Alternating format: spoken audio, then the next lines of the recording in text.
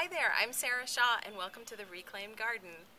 I started out with a yard full of dirt and am transforming it using plants that have either been donated from other gardeners or have been discarded that I've actually pulled out of the trash or that have been extra. And I've also scrounged building materials here and there from my own garage or dug out of this yard or that I found here and there, like these reused bricks for borders and other structures in the garden.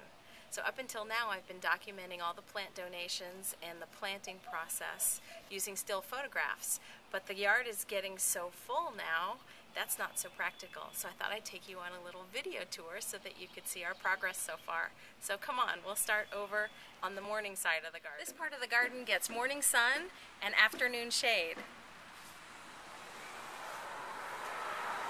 We put these loropetalum in a couple weeks ago and they started out really droopy, but we've watered them like crazy and they're really starting to bounce back. So a couple weeks ago we got all the soaker hose in and we timed it so we know how long each hose needs to go to get the right water in each bed. So now I'm covering the hoses up with newspaper and with leaves to keep all that moisture in. So normally people use mulch for that, but I'm just using materials that I already have. And then we're going to top dress it with a little bit of mulch just so it looks all pretty.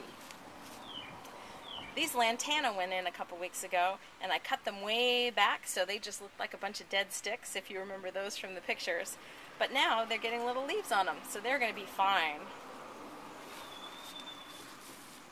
I made these little markers out of old pieces of shingle that we had left over from when the roof was redone after Hurricane Ike.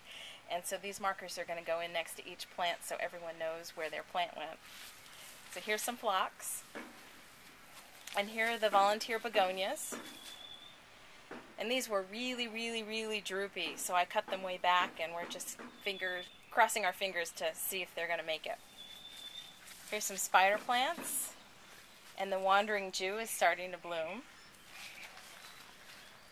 And this is where the fuchsia plants were, but they didn't make it. They died. So I've got to find some flowers to go in this spot. So if you've got anything, let me know. And then here's the potato vine. Here's some more in the morning garden. This is the plant that started it all. It's a begonia that I found in the trash at a garden center. And it was 99% dead, and I just asked them if I could have it, and they were glad to get rid of it. So we put it in a pot and watered it like crazy, and now look at it. It's beautiful.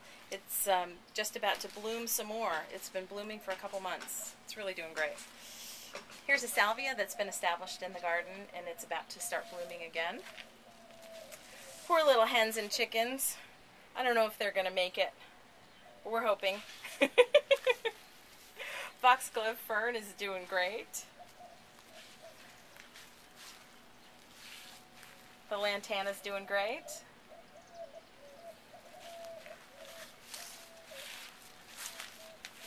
The angelonium is getting nice and established.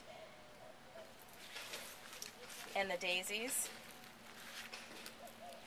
Here's the Aztec grass.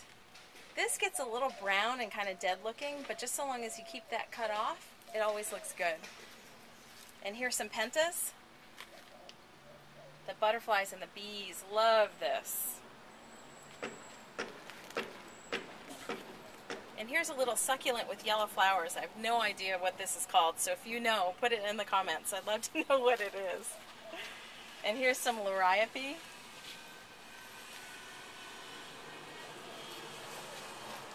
More potato vine.